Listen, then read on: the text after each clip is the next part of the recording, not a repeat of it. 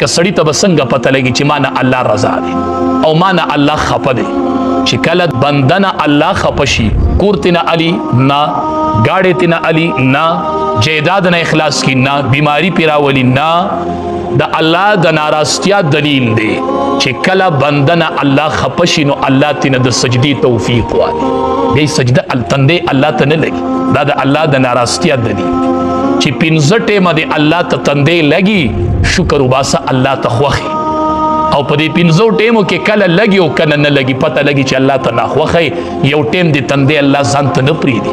الله درنه د سحر د مانځه د سجدې توفیق اغوستی، سحر د الله تندې ځان ته نه پرېږدي، معلومیږي دا الله درنه خفه شوی دی چې ستا تندې الله ته نه لګي. څلورو منځونو کې لګي او د سحر په مانځه کې نه لګي. په اعمالو دې لږ سوچ وکړه، لږ فکر وکړه الله درنه خفه دی چې په څه وجه خفه دی چې تندې دې الله ځان ته نه پرېږدي. دا تندې الله بیا ځان ته نه پرېږدي. تا ته به څنګه پته لګي چې زما منځ قبول شو او که قبول نشو؟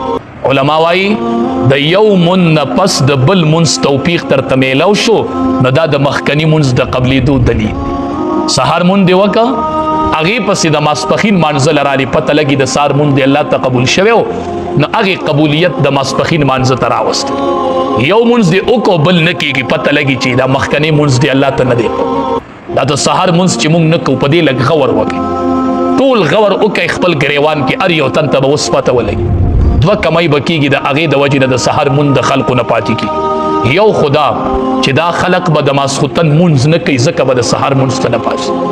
د ماسخوتن مونځ اونه کې جو الله ولا د سهار د مانځه توفیق ورنکړي، یا به د ماسخوتن مونځ کوي خو په دې مانځه کې به یې څه کمې وي، دا مونځ الله ته نه قبلېږي ځکه سهار ته نه پاسي.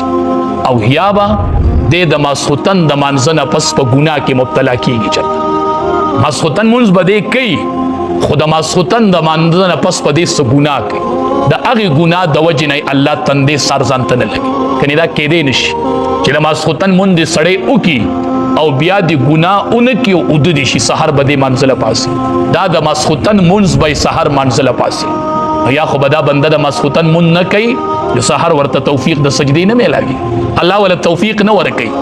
یا به د ماسخوتن مونځ کوي خو د هغې نه پس په دې څه ګناه کوي، چېرته د هغې ګناه د وجې نه الله سهار ځان ته تندې نه پرېږدي، تندې نه پرېږدي. چې کله سړی سهار مانځه له پاسي که نه اودس وکړي، په ده شیطان دمونه کړي، هغه دمونه ټول ختم شي او دی چې په صف کې ودرېږي اسمان نه یو نور راشي او ده ته میلو شي، ټوله ورځ یې روښان، ټوله ورځ یې روښان. چې دا سهار مونځ یې نه کړی دی پاسي د شیطان هغه غوټې تتاوي، نږدې که سم کار کوي نو هغه مران لګي، ټوله ورځ یې بده اوز. دا د شیطان هغه دم د ده نه تو دی. نو چې په دې سوچ وکړو چې مونږ ته د سهار د مانځه توفیق نه میلاویږي، څه وجه ده؟ ماسخوتن مونځ کې کمې دی یا د ماسخوتن د مانځه نه پس په ګناه کې مبتلا کېږو، دا به وي خامخا به دا وجه وي. سړی دی د ماسخوتن مونځ ښه ښکلی وکړي او ګناه دې نه کوي، اوده دې شي چې سهار دې مانځه له الله پاسي که نه پاسي، ده ته توفیق میلاویږي که نه؟ دا د ماسخوتن مونځ به د سهار مانځه له پاسي. نو چې کله الله د بنده نه خفه شي نو الله ترې نه د سجدې توفیق وایي، بیا یې تندې ځان ته نه پرېږدي.